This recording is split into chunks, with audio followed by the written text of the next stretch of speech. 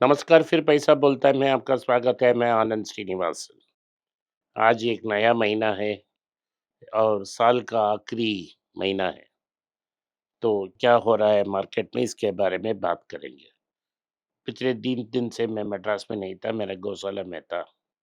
इसीलिए एक दिन पैसा बोलता है मेरा गौशाला से रिकॉर्ड हुआ। सैटरडे, संडे का एपिसोड पहले ही इधर स्टूडियो में रिकॉर्ड करके ही मैं गया। सो 3 दिन के बाद मैं वापस स्टूडियो में आ रहा हूँ। तो लोग तमिल में मुझे 3-4 सवाल पूछ रहे थे। एक भारत की ग्रोथ के बारे में, दूसरी चाँदी की प्राइस में के बारे में और इस दोनों में जानना चाहते थे। मैं इसका दूँगा, मेरा राय दूँगा। पहला ग्रोथ के बारे में कुछ क्लियर कर दूँ। भारत की ग्रोथ 8.2% पे आई और नॉमिनल ग्रोथ 8.7 में है। तो रियल ग्रोथ और नॉमिनल ग्रोथ की डिफरेंस है, वो महंगाई होती है, इन्फ्लेशन या मुद्रास्फीति जो भी आप कहना चाहते हैं। इसका मतलब है सरकार हमको बता रही है, इन्फ्लेशन सिर्फ 0.5 है। मतलब ये है कि पिछले साल नवंबर में अगर आपने ₹100 खर्च किया, वही बास्केट ऑफ गुड्स ₹100 50 पैसा में मिल रहा है। गवर्नमेंट का कहना है, इस साल कोई महंगाई ही नहीं है, सब कुछ चंगासी है। अगर आप इसको विश्वास करते हैं, तो मार्केट में जाके पूछिए कि ये क्या ये हो रहा है? क्या ये सच है? कोई नहीं बोलेगा ये सच है। आईएमएफ इंटरनेशनल मॉनेटरी फंड जो वर्ल्ड बैंक जैसा एक बड़ा इंस्टीट्यूशन है, उन्होंने एक रिपोर्ट जारी की, जो सारे न्यूज़पेपर्स में शेयर हुए हैं।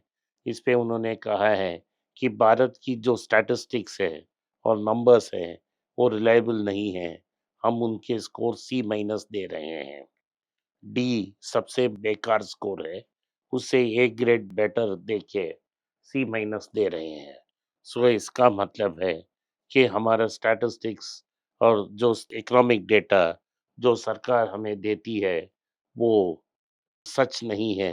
यही मतलब वो गोल-मोल कर कह रहे हैं, हम ओपनली कह रहे हैं। ये पहली बात की जवाब है। दूसरी बात की जवाब ये है कि क्यों चांदी इतना बड़ा उछाल किया? आपने कहा कि चांदी का दाम नीचे आएगा। चांदी का दाम नीचे आया, लेकिन फ्राइडे जब मैंने बात की, तो मैंने अपने तमिल चैनल में कहा था, ये फ्राइडे है, ब्लैक फ्राइडे है और थैंक्सगिविंग वीकेंड के लिए लोग वापस जाएँगे। जो ट्रेड होगा वो मिनिमल ट्रेड होगा और इसे हम डायरेक्शन देख नहीं सकते। और ये भी कहा कि शिकागो एक्सचेंज को देखना पड़ेगा। शिकागो मर्केंटाइल एक्सचेंज जहाँ सबसे बड़ा सिल्वर का ट्रेडिंग, गोल्ड का ट्रेडिंग अमेरिका में होता है, वहाँ एक आउटेज हो गया। डेटा नहीं था, सो 4 या 5 घंटे में ट्रेडिंग नहीं था और वॉल्यूम्स भी बहुत थिन था और इस थिन वॉल्यूम और आउटेज के बीच चांदी का दाम 6% ऊपर गया, सोने का दाम 2% ऊपर गया और कॉपर का दाम भी 2.5% ऊपर उठा। अगले 10-15 दिन में ये वापस क्लियर हो जाएगा, तो मार्केट फिर से इसे ठीक-ठीक करवा देगी।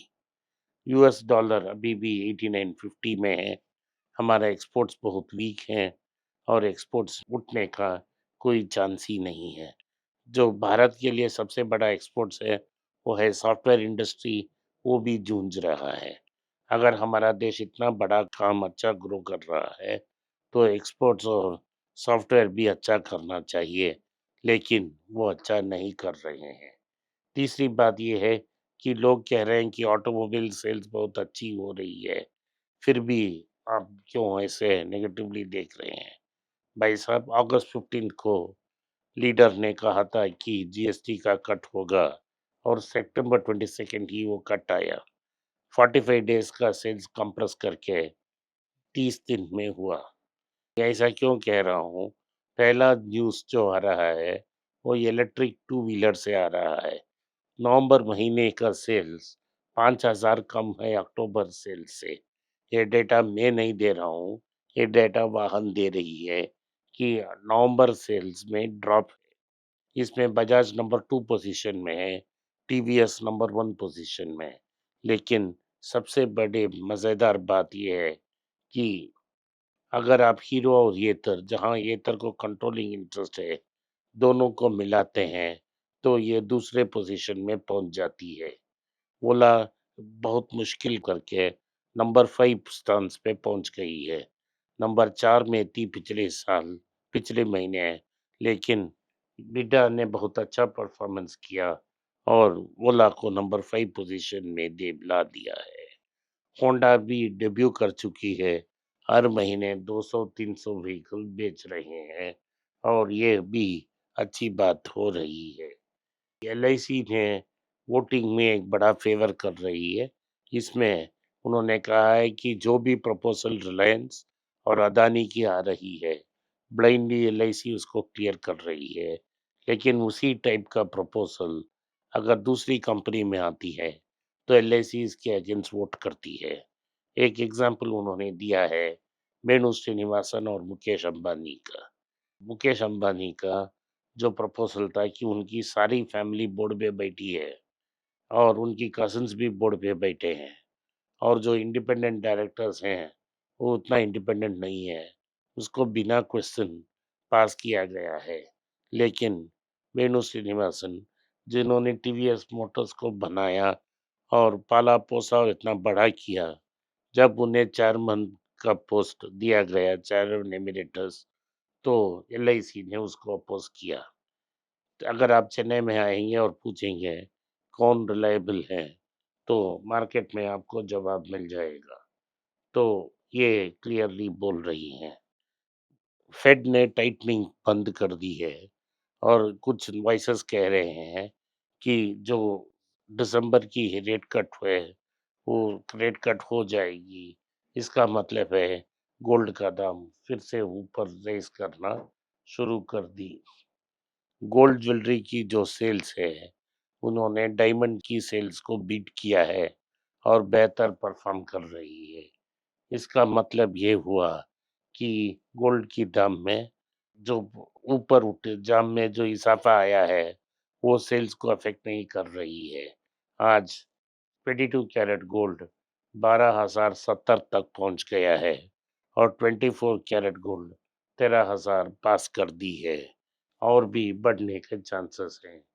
फिर भी गोल्ड ज्वेलरी की सेल्स निरंतर बढ़ रहे हैं। सिप्ला ने 2 काम किए हैं। जो डायबिटीज़ के लिए एक ड्रग उन्होंने लॉन्च की है, जिसे आप इन्हेल कर कर ही डायबिटीज़ को कंट्रोल कर सकते हैं। दूसरी बात ये है कि उन्होंने एक लंग की सेंटर खोली है और एक वेलनेस सेंटर भी कर दी है। ज़ाइडस लाइफ साइंसेज़ ये निर्णय किए है कि वो फ्रंटियर मार्केट्स में एंटर करेंगे। पहले वो अफ़गानिस्तान में एंटर करेंगी। जैसे मैंने आपको बताया, टीवीएस जो ईवी व्हीकल सेल्स है उसमें लीड कर रही है। लेंसकार्ट की प्रॉफिट 20% ग्रो हुई है। 103 करोड़ का प्रॉफिट इस क्वार्टर में आया है और इसका स्टॉक प्राइस में इम्पैक्ट हुआ है। ये बहुत दिन के लिए चलेगा नहीं। एनसीएलटी जो national company law appellate tribunal है, उन्होंने वोल्टास के अगेंस्ट एक क्रेडिटर ने केस डाला था, उसे बाहर खारिज कर दिया है। और वोल्टास आपको जानते होंगे एक टाटा कंपनी है। जज ने कहा कि क्रेडिटर और वोल्टास के बीच का प्रीवियस डिस्प्यूट है और इस डिस्प्यूट के कारण ही ये पेमेंट होल्ड किया गया है। तो इसमें इंसॉल्वेंसी का कोई बात ही नहीं है। एयर इंडिया बहुत मुश्किल में थी। 3 साल पहले टाटास ने उसे टेक ओवर की।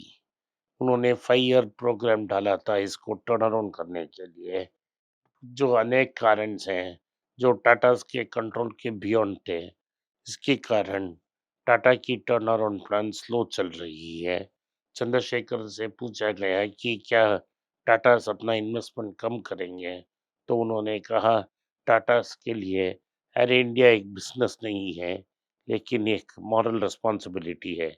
इसका मेन कारण ये है कि एयर इंडिया को उनकी फाउंडर जे.आर.डी. टाटा ने शुरू किया है और पाल-पोस कर इतना बड़ा किया है, तो एयर इंडिया को टाटा छोड़ेंगे नहीं। मस्क ने कहा है कि जो H1B हमला किया बोला है ट्रंप ने, वो बेवकूफ़ी है। अमेरिका को ही सारे लाभ मिला है। आईपीओ की जो पाइपलाइन वो 30,000 करोड़ थी, अब बढ़कर 40,000 करोड़ हो गई है। सो दिसंबर और फर्स्ट वीक ऑफ जनवरी में 40,000 करोड़ का आईपीओ आने वाला है। विक्टिम आपका म्यूचुअल फंड्स ही है।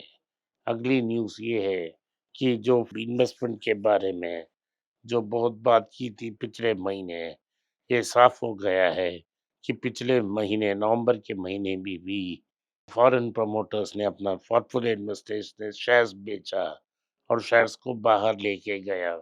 टोटल आउटफ्लो 4,500 करोड़ की थी।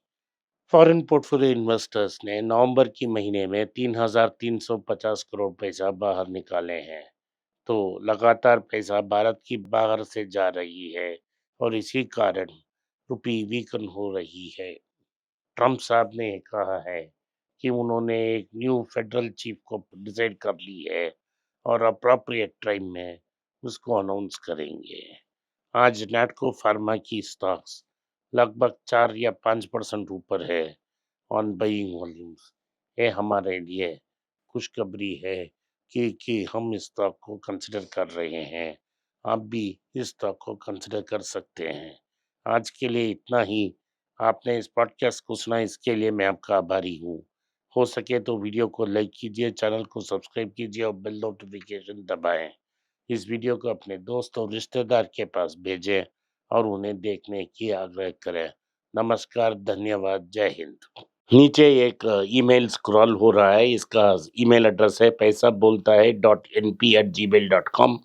अगर आप मुझसे संपर्क करना चाहते हैं तो इस ईमेल में मेल भेजें, मेरी टीम आपसे बात करेगी। फिर से बता रहा हूँ मैं, पैसा बोलता है .np@gmail.com। इसमें आप मेल भेज सकते हो, मेरा टीम आपसे संपर्क करेगा।